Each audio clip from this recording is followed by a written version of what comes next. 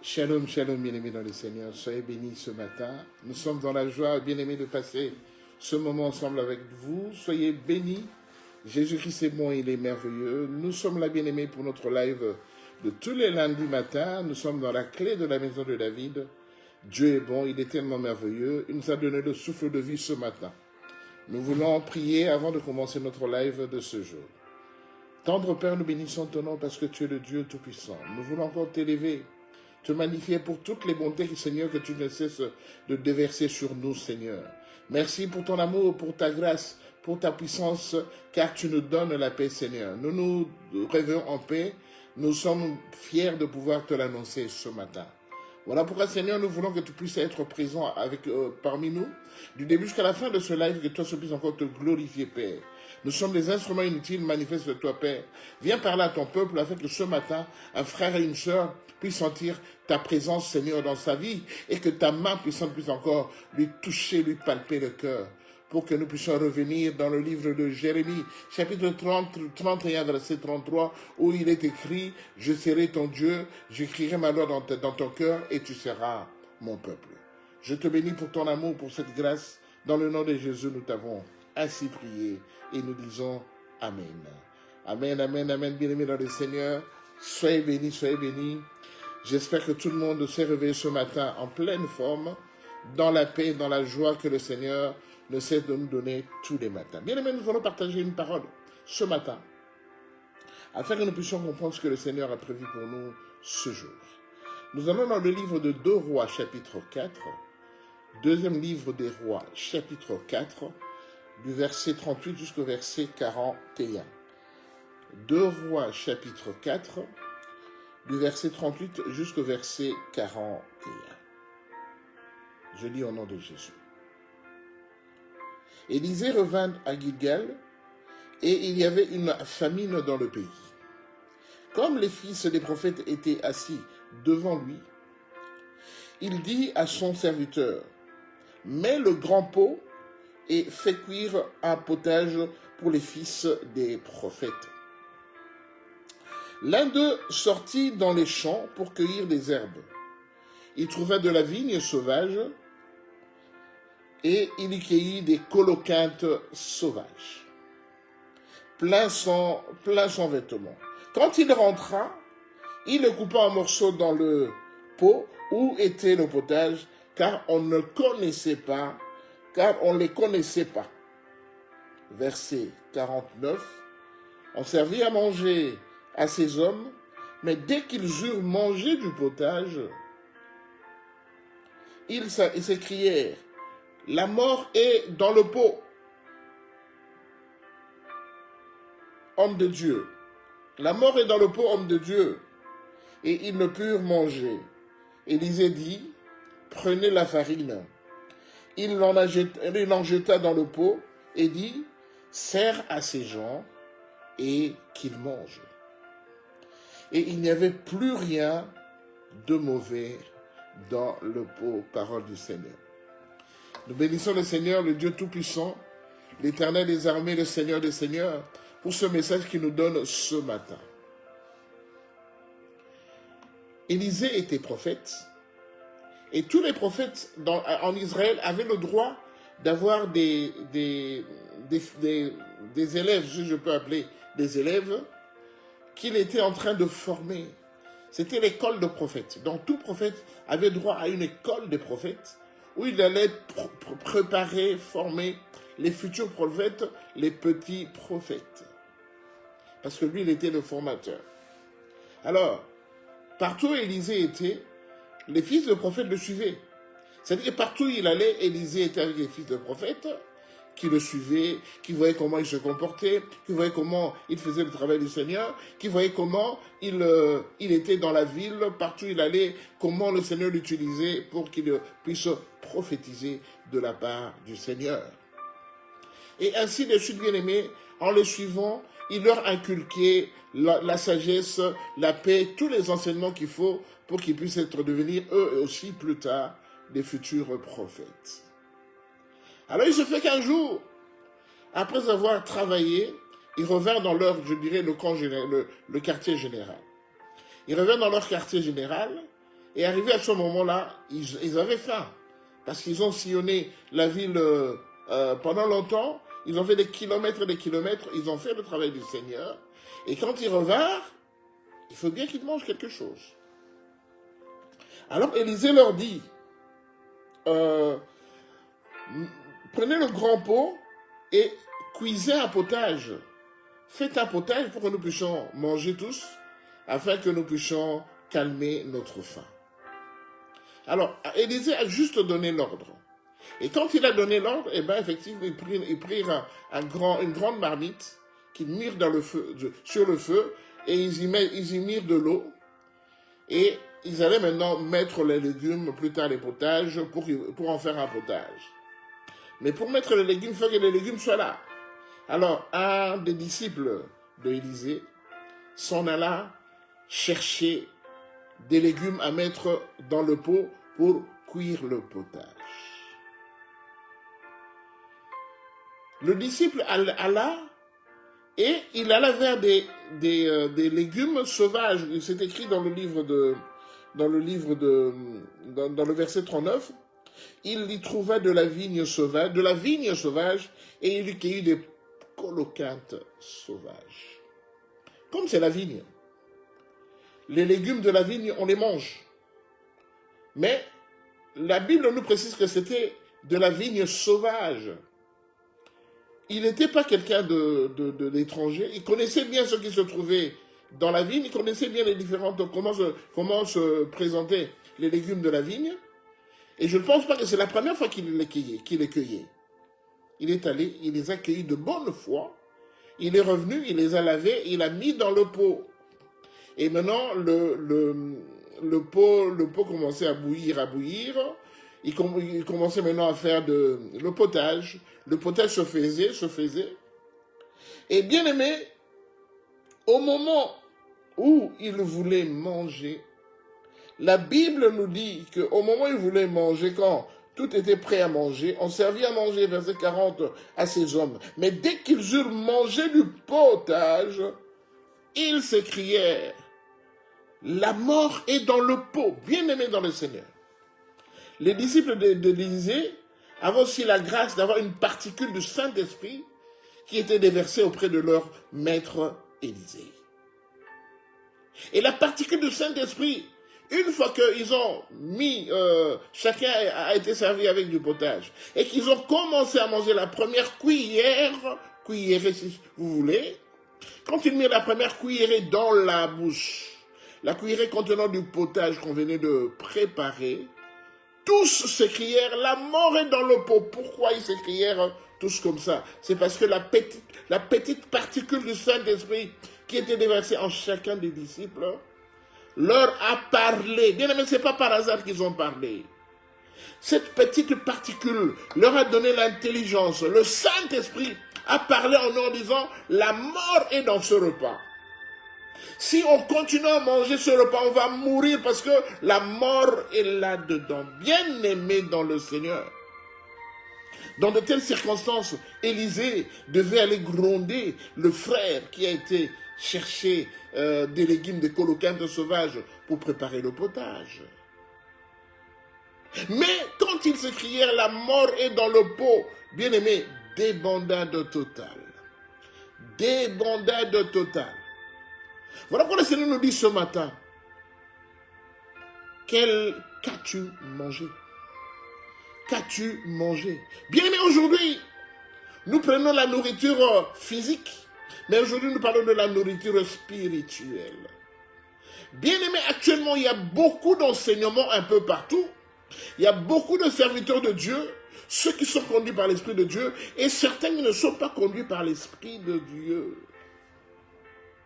Et ceux qui ne sont pas conduits par l'Esprit de Dieu, ils viennent nous enseigner des hérésies, de l'enseignement empoulé, de l'enseignement qui est contraire à la parole de Dieu. Bien aimé, vous savez, souvent, quand il y a une réunion ou bien un séminaire biblique, souvent le séminariste, il commence qui conduit le séminaire, Il vous donne des enseignements, il vous donne des versets bibliques. Mais souvent, comme c'est beaucoup de versets bibliques nombreux, souvent, qu'est-ce qu'on fait? Nous ne faisons que noter les versets bibliques. Mais nous ne les examinons pas pendant que lui, il a donné ça et qu'il donne une explication par rapport à ce verset. Souvent, on écrit, mais on n'a pas le temps de vérifier pendant qu'il continue sa conférence, de vérifier que dit le verset par rapport à ce qu'il est en train d'enseigner. Ceux qui sont conduits par l'Esprit de Dieu, quand ils donnent des versets, les versets correspondent parfaitement à leur enseignement. Mais ceux qui ne sont pas conduits par l'Esprit de Dieu, les versets qu'ils donnent, ce sont des versets qui n'ont rien à voir avec ce qu'il est en train d'enseigner. J'ai vécu le cas, bien aimé, j'ai vécu le cas à un moment où un serviteur de Dieu, soi-disant serviteur de Dieu, qui venait de la Corée, est venu en Belgique pour enseigner, pour donner une conférence de tout ça. Le type avait franchement de l'onction. Il avait franchement de l'onction. C'est-à-dire que quand il parlait, quand il priait, c'était vraiment, il y avait du tumulte dans la salle. Mais quand je suis revenu, plus tard, je repris mes notes que j'avais écrites pendant cette conférence et j'ai commencé maintenant à vérifier les passages bibliques qu'il donnait par rapport à ce qu'il enseignait, parce que moi je suis quelqu'un qui écrit tout. Donc j'ai la facilité d'écrire. Quand je suis en train de parler, j'ai la facilité d'écrire. C'est-à-dire que je donnais le verset, et puis maintenant je donnais l'explication qu'il donnait par rapport à ce verset, parce que pendant la conférence, je n'avais pas le temps de vérifier ce qu'il disait. Et il s'avère que, bien aimé, les versets bibliques qu'il donnait n'avaient rien à voir par rapport à ce qu'il donnait comme explication. Rien du tout. Bien aimé, qu'as-tu mangé? La Bible nous dit dans Matthieu chapitre 4, verset 4. La Bible nous dit ceci. Matthieu 4, verset 4.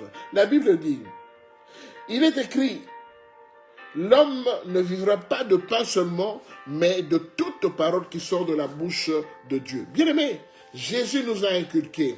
Il nous a bien fait comprendre que pour vivre, nous n'avons pas besoin seulement du pain, de banane plantain, de poulet, de maïs, non. Jésus nous a dit, tout autant que nous mangeons la nourriture physique, c'est de la même façon que pour garder notre spiritualité, notre chrétienté, pour avoir une bonne communion avec le Seigneur, nous devons aussi manger la parole de Dieu. La parole de Dieu, c'est les enseignements, ce qui est dans la Bible. La parole de Dieu, c'est ce que Dieu dit. Bien aimé, c'est pourquoi nous faisons des jeûnes de prière. On fait des jeûnes de prière parce que je me rends compte que j'ai besoin de m'investir d'une puissance spirituelle qui me permet de communier avec le Seigneur. Nous ne jeûnons pas parce que je suis en train de chercher à épouser une femme. Je ne jeûne pas parce que je suis en train de chercher à acheter une voiture. Je ne jeûne pas parce que j'ai envie d'avoir un visa pour voyager. Je ne jeûne pas parce que j'ai envie de m'acheter des nouvelles paires de chaussures. Non. Je jeûne pour agrandir, pour fidéliser ma communion avec le Seigneur. Parce que si j'ai envie d'acheter une voiture, je dois chercher l'argent pour acheter une voiture. Bien évidemment, ne tombons plus dans des hérésies, dans des illusions. Si je veux me marier, je cherche une femme qui correspondra à mes aspirations.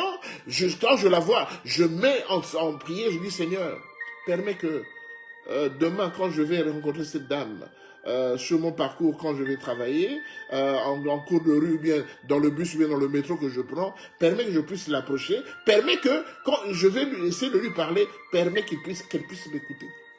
Bien aimé, ne tombons pas dans des hérésies. Je dois jeûner, rentrer en prière pour acheter, aller prendre un crédit pour acheter une maison, non. Pour aller prendre un crédit pour acheter une maison, tu dois être quelqu'un qui est salarié, tu as des fiches de paye, tu vas à la banque, tu dis voilà, je veux acheter une maison. Voilà mes fiches de paye, mes fiches de salaire. La banque va voir comment se fait tes mouvements, comment tu gagnes. Et la banque, par rapport à tes revenus, il va te dire, voilà, nous, on peut t'avancer, te prêter seulement 100 000 euros ou 150 000 euros. Bien, mais arrêtez. Arrêtez de tomber dans les illusions que pour acheter une maison, je dois rentrer en prière de 2 semaines et tout ça. Mais la prière fera quoi? La Bible dit, celui qui ne travaille pas, qui ne mange pas non plus. Bien-aimés, arrêtons de nous comporter comme, bien-aimés, des hallucinés, comme des illusionnés, bien-aimés. Évitons de vivre dans des illusions, ça ne sert à rien. évitons de vivre dans les illusions. Pour acheter une voiture, tu dois avoir de l'argent. Pour avoir de l'argent, tu dois travailler. Pour avoir de l'argent, point barre. Tu ne dois pas jeûner. Tu ne dois pas jeûner. Ne confondons pas. Alors là, le frère qui a été coupé des colocanes sauvages, je ne pense pas qu'il avait une mauvaise intention. Je ne pense pas qu'il avait envie de tuer tout le monde. Mais je pense qu'il l'avait fait dans de bonnes foi pour que tous ils puissent manger.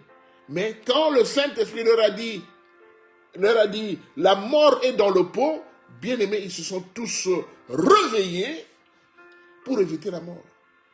C'est pourquoi le Seigneur, l'enseignement d'aujourd'hui, il a intitulé « Qu'as-tu mangé ?» Qu'est-ce que tu manges? Quels sont les enseignements qu'on t'a donnés? Bien aimé, la mort ici, ce n'est pas seulement la mort physique. Un chrétien ne meurt pas seulement physiquement, mais un chrétien meurt d'abord spirituellement. C'est ainsi que, bien aimé, tu assistes à des enseignements. On te donne des enseignements, on te nourrit. On te nourrit dans l'assemblée que tu fréquentes, dans les conférences auxquelles tu assistes. Mais tu te rends compte que depuis qu'on a commencé à te nourrir, c'est comme s'il y a eu un hiatus entre toi et Dieu. On dirait que le fossé entre toi et Dieu s'agrandit, mon frère, ma soeur.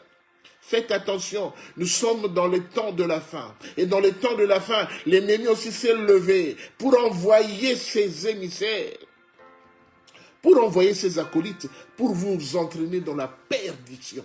Bien-aimés, demandez l'intelligence, demandez l'assistance du Saint-Esprit. Bien-aimé, pour comprendre que tu es en train de manger des colocantes sauvages, il faut que seulement le Saint-Esprit vienne te souffler à l'oreille, vienne te souffler, te convaincre que ce que tu es en train de manger, ce n'est pas de moi. Ce que tu es en train de manger, ça ne vient pas de moi. Ce sont des légumes sauvages qui vont t'amener à la mort. Bien, mais beaucoup aujourd'hui, ils ont perdu leur spiritualité parce qu'ils ont mangé des colocates sauvages. Beaucoup aujourd'hui, ils ont perdu la fidélité avec le Seigneur parce qu'ils ont mangé des colocates sauvages. Beaucoup aujourd'hui ont porté la mort dans leur maison parce qu'ils ont mangé des colocates sauvages. Bien-aimés, faisons attention. C'est pas par hasard que les colocates sauvages se sont retrouvés dans le pot des fidèles des disciples de Élisée. C'est pas par hasard. C'est parce que l'ennemi a poussé que cela arriva de tel. Mais bien aimé, j'ai une bonne nouvelle ce matin. La Bible nous dit dans le livre de Marc chapitre 16, verset 16 au verset 17, on va le lire, Marc chapitre 16, verset 16 au verset 17, la Bible nous dit ceci. Celui qui croira et qui sera baptisé sera sauvé, mais celui qui ne croira pas sera condamné. Verset 17 maintenant. Voici les miracles qui accompagneront ceux qui auront cru. En mon nom, ils chasseront les démons. Ils parleront de nouvelles langues. Ils saisiront des serpents. S'ils boivent quelques breuvages mortels, il ne leur fera point de mal. Ils imposeront les mains aux malades et les malades seront guéris. La Bible dit, s'ils boivent quelques breuvages mortels, s'ils mangent quelques plats mortels, il ne leur fera point de mal. Bien-aimé, pour que le plat mortel, pour que le breuvage mortel que tu as bu ne te fasse pas de mal, la Bible nous dit, voici le miracle qui accompagnera ceux qui auront cru en mon nom. Bien aimé, quand je crois en Seigneur Jésus, quand je crois en celui-là qui a été ressuscité le 3e jour, quand je crois en celui-là qui est mort sur la croix Golgotha et qui s'est sacrifié pour moi, pour qu'aujourd'hui, moi je sois en vie, pour qu'aujourd'hui, moi je puisse parler de lui, pour qu'aujourd'hui, moi je puisse vivre en famille, avec ma famille, et que je puisse prospérer dans ce que je suis en train d'entreprendre. La seule chose qui me demandait, c'est de croire en lui. C'est de croire en lui. La Bible dit dans Jean chapitre 3, verset 16, car Dieu a tant aimé le monde qu'il a envoyé son Fils unique, afin que quiconque croira en lui ne périsse point, mais qu'il ait la vie éternelle. Bien aimé, aussi longtemps que je crois en Jésus, aussi longtemps que j'ai Jésus comme mon Dieu, aussi longtemps que je pense à lui tous les jours, aussi longtemps que tous les matins, tous les soirs, quand je me lève, je l'invoque. Quand je vais dormir, je l'invoque. Aussi longtemps que Jésus est mon havre de paix, aussi longtemps que Jésus est mon oreiller, aussi longtemps que Jésus est mon protecteur, aussi longtemps que Jésus est mon maître, je ne craindrai rien. je peux boire du poison, je peux manger une nourriture empoisonnée, cela ne me fera point de mal, parce que je crois en celui-là. Parce qu'il a dit, je suis dans ton cœur. Ce n'est plus moi qui vis, ce n'est plus toi qui vis, mais c'est Christ qui vit en toi. Ce n'est plus moi qui vis. Alors, quand je mets quelque chose dans ce corps qui est le temple du Seigneur, le Seigneur, s'il trouve que cette chose n'est pas bonne, il va l'éjecter. Voilà pourquoi, bien aimé, le remède que Élisée, le prophète Élisée, leur a apporté par rapport au poison qu'ils ont consommé, le prophète Élisée leur a dit ceci, au verset 41. Élisée leur dit, prenez de la farine. Ils l'ont jeté dans le pot et dit, sers à ces gens et qu'ils mangent. Et il n'y avait plus rien de mauvais dans le pot. Bien aimé, la Bible dit, il n'y avait plus rien de mauvais dans le pot. Bien aimé, il n'y avait plus qui pouvait les tuer qui étaient dans le pot. Parce qu'on avait versé de la farine dans le pot. Que représente la farine? Dans le remède, c'était la farine. Mais la farine, ça représente quoi? Bien aimé dans le Seigneur, la farine représente le pain. Avec la farine, on fait du pain. Le plus grand composant du pain que nous mangeons tous les jours, c'est la farine. Or, la Bible dit que Jésus-Christ, il est le pain de vie. Il est le pain de vie. Donc, le prophète Élisée n'avait fait que mettre Jésus dans le pot. Et quand Jésus est allé dans le pot, il a anéanti toute la puissance du poison. Il a anéanti toute la puissance malencontreuse qui voulait tuer les disciples d'Élisée. Et quand il a anéanti, maintenant le prophète Élisée leur a dit, vous pouvez maintenant boire le potage, parce qu'il n'y a plus rien de mauvais dans le pot. Mon frère, ma soeur, ce matin, j'aimerais te dire que tu as besoin de Jésus dans tout ce que tu entreprends. Tu as besoin de Jésus dans tout ce que tu manges, dans l'enseignement, dans les conférences auxquelles tu assistes. Partout tu vas écouter, prêcher la parole de Dieu. La Bible te demande, sois avec Jésus. Mets Jésus avec toi. Accompagne-toi de Jésus. Jésus-Christ va te dire que cet enseignement est empoulé. Jésus-Christ va te dire que cet enseignement, il est bon. Jésus-Christ va te dire que cet enseignement vient de moi. Mais s'il ne vient pas de Jésus, il va te le dire. Il va te le faire sentir. Il a dit, lève-toi, prends ta Bible, sors. Parce que là, on est en train de t'éloigner de moi. Bien-aimé, ne parle pas en vain. Ce n'est pas quelqu'un qui va te mentir. Voilà pourquoi ce matin, ce lundi matin, le 26 janvier 2026, Jésus te dit, sois avec moi. Chaque fois que tu veux manger, demande que je sois présent. Chaque fois que tu veux aller écouter la parole de Dieu, demande que je sois avec toi. Chaque fois qu'on te sert à manger, demande que je sois avec toi. Invoque ma puissance et ma présence. Je te dirai s'il faut continuer à manger ce repas ou pas. Capito? J'espère qu'on a compris. J'espère qu'on a compris. Il arrivera ces derniers temps beaucoup de croquettes sauvages dans notre plat. Beaucoup de croquettes sauvages dans notre marche avec le Seigneur. Il en viendra tout le temps. Je vous le dis et je vous le répète parce qu'on est dans les temps de la fin. Mais pour cela, tu as besoin de Christ. Tu as besoin du pain de vie, le pain de vie qui va te sortir de là, le pain de vie qui va te protéger afin que tu ne sois pas mort, afin que la mort n'arrive pas dans le pot, afin que la mort ne t'accompagne pas, parce que quand tu es mort, ce n'est pas nécessairement physiquement, mais tu es mort spirituellement. Or, si tu n'as plus l'Esprit de Dieu, Dieu n'est plus avec toi. Donc, quand tu n'as plus l'Esprit de Dieu, le diable peut se moquer de toi, peut t'utiliser comme il veut. Il peut se moquer de toi, il peut t'agresser comme il veut. Mais aussi longtemps que tu as le Christ avec toi, tu es exempté de toute attaque de l'ennemi. Bien-aimé, j'ai toujours dit, je vais terminer par là, j'ai toujours dit que le problème est que Jésus ne soit pas endormi dans ma barque. Il peut dormir dans ma barque. Mais le plus important, c'est que Jésus soit dans la barque. Il peut être dans la barque endormi, mais il est dans la barque. Et je suis avec lui dans la barque. Parce que quels que soient les cas, je veux toujours arriver à le réveiller. L'essentiel, il soit dans ma barque. Mais si dans ma barque, Jésus n'est pas là, je suis un condamné. Je suis quelqu'un qu'on peut tuer facilement. Mais que Jésus soit dans ta barque. Bien-aimé, ce matin, cette semaine, le Seigneur te dit, sois avec Jésus. Le Seigneur te dit, appelle Jésus, qui est le pain de vie. Dans tout ce que tu entreprends, appelle Jésus, et ce Jésus va te sauver. Je vais prier pour que cette semaine soit bonne dans ta vie et que cette semaine, que tu puisses voir la puissance et la grandeur du Seigneur dans ta vie. Éternel Dieu de puissance, Dieu de paix, ce matin, je vais abandonner ton peuple entre tes saintes et divines mains. Tu viens de nous dire, l'homme de Galilée, Père de gloire, qu'il faut qu'il y ait de la farine dans le pot, afin que rien de mauvais ne puisse exister dans le pot. Seigneur, ce matin, nous t'invitons, toi le pain de vie. Toi le pain de vie, viens nous accompagner dans tout ce que nous entreprenons. Viens nous accompagner pendant toute cette semaine. Sois avec nous dans tout ce que nous allons entreprendre comme démarche, afin que rien de mauvais, afin que la mort ne puisse pas arriver dans notre peau, parce que tu es notre Seigneur et notre Maître. Nous n'avons personne d'autre auprès de qui nous pouvons aller. Parce que sur la croix, Seigneur, tu avais pris tous nos péchés et tu nous as donné la vie. Et tu as dit, Téléo, tout est accompli. Seigneur, comme tout est accompli, je me remets entre tes saintes et divines mains.